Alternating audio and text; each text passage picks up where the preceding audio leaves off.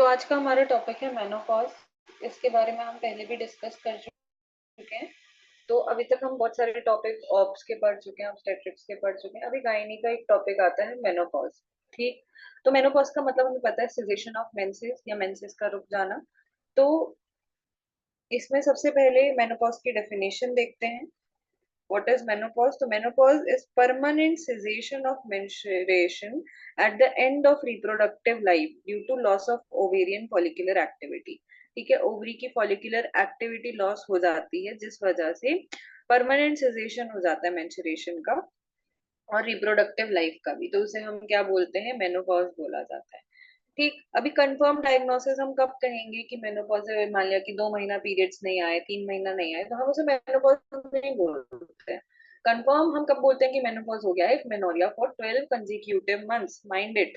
12 consecutive months की लगातार 12 महीने या फिर 1 साल तक अगर पीरियड्स नहीं हो रहे हैं विदाउट एनी अदर पैथोलॉजी और कोई दिक्कत नहीं है, मान लिया कि फाइब्रॉइड नहीं है, पीसीओएस नहीं है, तो इसको हम क्या कहेंगे? कंफर्म डायग्नोसिस कहेंगे कि अभी मेनोपॉज हो गया। एज क्या रहती है मेनोपॉज की? It is genetically pre determined, पहले से ही डिसाइडेड है। रेंज बिटवीन 45 to 55 ईयर्स की एज में, एवरेज 50 ईयर्स की एज में क्या देखा जाता है? मेनोपॉज देखा जाता है।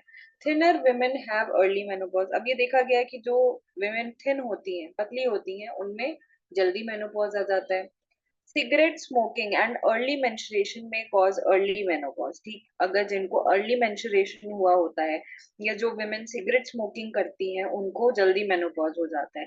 Good nutrition, good health, uterine fibroid causes late menopause.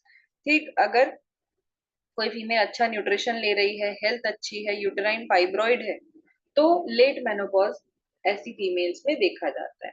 ठीक। फिर आगे देखते हैं कुछ टर्म्स हैं जैसे कि क्लाइमेट्रिक। तो क्लाइमेट्रिक किसे कहा जाता है? Climacteric is a period of time during which a women pass from the reproductive to non reproductive stage. ठीक। तो ये टाइम पीरियड वो टाइम पीरियड होता है जब वुमेन किससे गुजर रही होती है? रिप्रोडक्टिव स्टेज से नॉन रिप्रोडक्टिव स्टेज की ओर। वो ट्रांजिशन जो पीरियड होता है उसे क्लाइमेट्रिक बोला जाता है। This phase covers 5 to 10 years on either side of the menopause. ठीक है।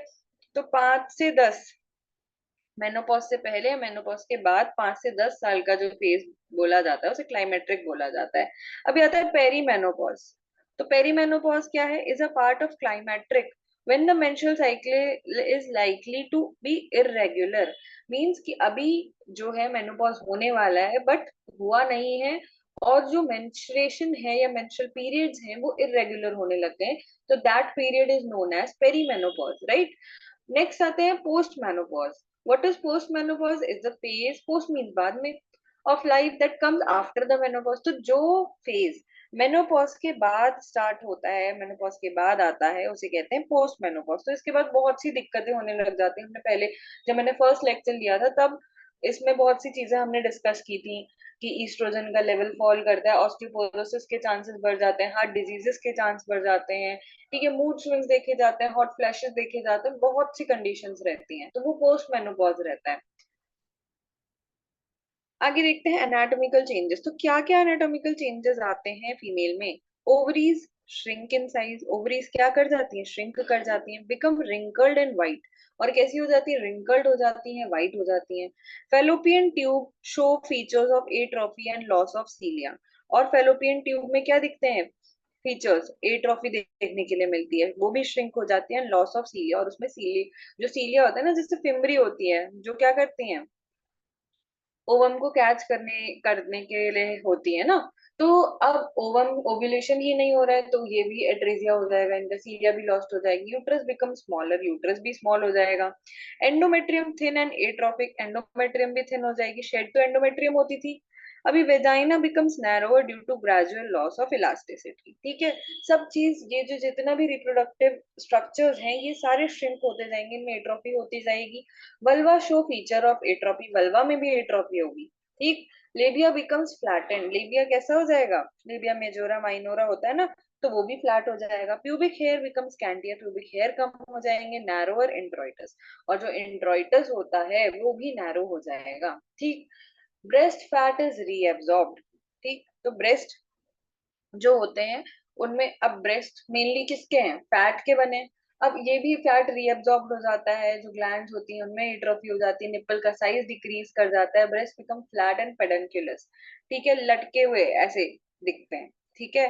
तो ब्रेस्ट भी कैसे हो जाएंगे, पेडंकुलस हो जाएंगे, और उनमें भी एट्रोफी देखी जाती है। तो ये सारे एनाटॉमिकल चेंजेस कि हमें फिजिकली क्या दिखाई देगा फीमेल के अंदर और एनाटॉमिकल चेंजेस क्या आएंगे, वो यहाँ पर हमने देख लिया।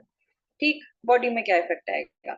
और क्या होता है, देखो, loss of muscle tone leads to pelvic relaxation, muscle tone कम हो जाएगी, पेल्विस रिलैक्स हो जाएगा, ligament supporting the uterus and vagina loose, जितने लिगामेंट्स हैं इसमें हम upper tier, middle tier, lower tier ऐसे करके लिगामेंट्स पढ़ते हैं ना, तो ये भी लूज हो जाते हैं, इनकी टोन चली जाती है, वीकनेस गेट्स एग्रीवेटेड और वीकनेस बढ़ जाती है, ऑस्टियोपोरोसिस के चांसेस बढ़ जाते हैं, हमने पहले भी डिस्कस किया था क्यों होता है ईस्ट्रोजन के फॉल करने से, run a high risk of fracture of bone, तो ऑस्टियोपोरोसिस की वजह से फ्रैक्चर के रिस्क बढ़ जाते हैं, ठीक। सीवीएस रिस्क, कार्डियोवेस्कुलर रिस्क बढ़ जाते हैं, तो इसका कॉज मैंने बताया था एचडीएल, जो कि होता है high density lipoprotein, it is a good cholesterol, right. अब ईस्ट्रोजन होता है तो वो एचडीएल को बढ़ाने का काम करता है, ईस्ट्रोजन नहीं होता है तो वो क्या बढ़ाता है, वीएलडीएल या एलडीएल, ये होते हैं बैड कोलेस्ट्रॉल। तो बैड कोलेस्ट्रॉल बढ़ेंगे, एथेरोस्क्लेरोसिस के चांसेस बढ़ेंगे, सीवीएस रिस्क बढ़ेगा, राइट। नेक्स्ट आते हैं bladder urethra undergo similar changes to vagina, dysuria, frequency, urge और इवन स्ट्रेस इनकॉन्टिनेंस। तो कई बार क्या होता है, फीमेल ऐसे भी आके कंप्लेन करती है कि खांसने में, छींकने में यूरिन पास हो जाता है, ठीक है। तो ये सब क्यों हो रहा है, मसल टोन चली जा रही है, स्फिंक्टर्स की टोन अच्छी नहीं रह रही है, और स्ट्रेस इनकॉन्टिनेंस हो जा रहा है, ये सारे रिग्रेसिव चेंजेस आ रहे हैं, ठीक, आफ्टर मेनोपॉज। कई बार पेरीमेनोपॉजल पीरियड में भी ये चीज देखी जाती है। अब आ रहे menstrual pattern before menopause, menopause से पहले मेंस्ट्रुअल पैटर्न कैसा रहता है, तो अब्रप्ट सिजेशन ऑफ मेंस्ट्रुएशन। तो क्या होता है, ये रेयरली देखा जाता है कि एकदम से मेंस्ट्रुएशन स्टॉप हो गया, तो ये रेयरली देखा जाता है। होता क्या है, धीरे पहले 1 महीना नहीं आएंगे, फिर 2 महीना आएंगे, 3 महीना आएंगे, 1 महीना नहीं आएगा, ऐसे करके ऑन ऑफ रहता है, फिर जाके एकदम से सेजेशन होता है, ठीक है। एकदम से ऐसा नहीं होगा कि अब आ ही नहीं रहे हैं, ये बहुत रेयर कंडीशन में देखा जाता है। तो देखो, gradual decrease in both amount and duration, धीरे धीरे डिक्रीज होता जाता है, अमाउंट भी ड्यूरेशन भी। It may be spotting, delayed and ultimately caseation. पहले क्या होगा, स्पॉटिंग होगी, पीरियड्स डिलेड होंगे, और अल्टीमेटली क्या होगा, सिजेशन हो जाएगा, अल्टीमेटली रुक जाएंगे। इरेगुलर विद और विदाउट ब्लीडिंग, इरेगुलर होगा, हो सकता है ब्लीडिंग हो सकता है ब्लीडिंग ना हो ज्यादा, ठीक। तो ये मेंस्ट्रुअल पैटर्न रहता है मेनोपॉज से पहले का। अब आते हैं मेनोपॉजल सिम्टम्स, तो क्या क्या सिम्टम्स मिलते हैं, तो देखो, वेसोमोटर सिम्टम्स, हॉट फ्लैशेस देखने के लिए मिलते हैं, ये सब हमने डिस्कस किया था। यूरोजेनाइटल एट्रोफी देखने के लिए मिलती है ईस्ट्रोजन की डेफिशिएंसी की वजह से, ऑस्टियोपोरोसिस और फ्रैक्चर के चांसेस रहते हैं। तो मैंने बोन रिजॉर्प्शन और बोन रीएब्जॉर्प्शन और बोन फॉर्मेशन बताया था, सॉरी, बोन रिजॉर्प्शन, दो प्रोसेस थी, bone resorption and bone formation, ठीक है। तो ईस्ट्रोजन क्या कर रहा था, बोन फॉर्मेशन करा रहा था, जबकि जो, अगर ईस्ट्रोजन कम होगा तो रिजॉर्प्शन कराएगा, बोन्स वीक हो जाएंगे, ऑस्टियोपोरोसिस के चांसेस रहेंगे, कार्डियोवेस्कुलर डिजीजेस के चांसेस रहते हैं, स्किन और हेयर में रिंकल्स आने लग जाते हैं, सेक्सुअल डिसफंक्शन होता है क्योंकि मेनोपॉज हो रहा है, डिमेंशिया और कॉग्निटिव डिक्लाइन, ये कंडीशन भी देखी जाती है आफ्टर मेनोपॉज। टूथ डिके भी एक तरीके से ऑस्टियोपोरोसिस से रिलेटेड है। साइकोलॉजिकल चेंजेस हो सकते हैं, मूड स्विंग्स हो सकते हैं, क्योंकि एकदम से लेवल फॉल किया है हॉर्मोन्स का। डायग्नोसिस ऑफ मेनोपॉज, अब हमें डायग्नोसिस, अब हम ये तो नहीं कहेंगे कि 1 साल तक मेनोपॉज, 1 साल तक पीरियड्स नहीं हो रहे हैं तो हम उसे मेनोपॉज बोलते हैं, ठीक बात है, लेकिन और भी क्या इसके डायग्नोस्टिक फीचर हो सकते हैं जिससे हम इसकी डीडी बना सकें या फिर हम बाकी चीजों को एक्सक्लूड कर सकें। तो caseation of menstruation for consecutive 12 months, ये तो ठीक है, एक पॉइंट। दूसरा पॉइंट क्या रहता है, अपीयरेंस ऑफ मेनोपॉजल सिम्टम्स भी आ रहे हैं। सीरम ईस्ट्रोजन बहुत इंपॉर्टेंट, लेस देन 20 पिकोग्राम पर ml रहता है, ये बहुत इंपॉर्टेंट, ये पूछा जाता है वाइवा में कि सीरम ईस्ट्रोजन जो है अगर लेस देन 20 पिकोग्राम पर ml है, तो हम कहेंगे कि मेनोपॉज हो गया है या हो रहा है या होने वाला है, ठीक। सीरम ईस्ट्रोजन लेवल फॉल करना चाहिए, सीरम एफएसएच एंड एलएच ये ज्यादा रहेंगे, मोर देन 40 ml पर ml, 40 मिलीग्राम पर ml हो गए।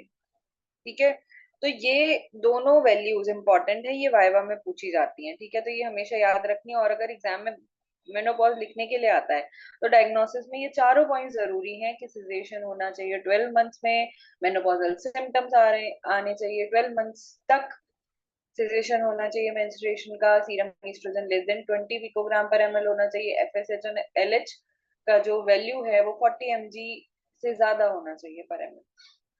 तो ये चीजें रहती हैं, ये इंपॉर्टेंट फीचर्स हैं। अब आते हैं ट्रीटमेंट। तो इसमें मैंने एक चीज बताई थी, HRT, अगर आप लोगों को याद होगी, हार्मोन रिप्लेसमेंट थेरेपी दी जाती है। तो मैंने इसमें ये भी बताया था कि अकेले हम ईस्ट्रोजन नहीं देते हैं, कार्सिनोमा के चांसेस रहते हैं, उसके साथ प्रोजेस्टेरोन भी ऐड किया जाता है। तो देखो और क्या करा सकते हैं हम, लाइफस्टाइल मॉडिफिकेशन करा सकते हैं, थोड़े बहुत एक्सरसाइज को प्रमोट कर सकते हैं, न्यूट्रिशियस डाइट को प्रमोट करना है हमें, कैल्शियम सप्लीमेंटेशन देना है। क्यों? क्योंकि अभी तक बोन को हेल्दी कौन रख रहा था? ईस्ट्रोजन, अभी ईस्ट्रोजन नहीं है तो हमें बाहर से कैल्शियम या फिर विटामिन डी सप्लीमेंटेशन जरूरी है। थोड़ी एक्सरसाइज को हम प्रमोट कर सकते हैं, कैल्सिटोनिन हम दे सकते हैं, सोई प्रोटीन, ये भी ईस्ट्रोजन के लेवल को मेंटेन करने का काम करता है। HRT हार्मोन रिप्लेसमेंट थेरेपी हम यूज कर सकते हैं मेनोपॉज में। तो ये था हमारा मेनोपॉज। अब देखो एबनॉर्मल मेनोपॉज, तो क्या होता है, कई बार प्री मेच्योर मेनोपॉज देखा जाता है। तो तीन टर्म्स हैं यहाँ पे, इसको पढ़ते हैं। क्या बोल रहे हैं कि प्री मेच्योर मेनोपॉज हम किसे कहेंगे? कि मेनोपॉज एट और बिलो 40 years ऑफ एज।